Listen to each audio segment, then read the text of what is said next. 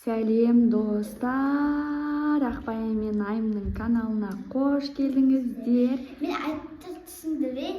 Бүгін 16-сы күнде мен мектеппен Нөлебаймен қоштасып жатырмын. Я достар, Ақбаян Нөлебаймен қоштасып жатыр. Оның образы осылай, шашын екіге будық. Қазірше Элза киімін образын киіп тұр. Қазір мектепке барғаннан кейін әдемі көйлек заказ беріп қойғанбыз. Өте күшті, қызықты болады деп сенеміз. Ақбаян бізде Нөлебайсын бітіріп жатыр. Сол себепті бұлардың бітіру кеші, бір жыл бойы не үйренді, соның бәрін қазір айтатын болады. Ал мына жерде Айым Ақбаянға қолдау білдіріп барады. Айымның қараңаш қандай сұлу болып кеткенін. Артқа қараш кән. Артқа қараш, Айым, артқа қараш.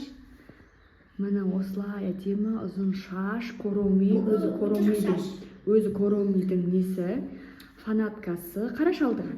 И коромейдің футболкасымен бара жатыр. Достар, бізбен бірге болыңыздар.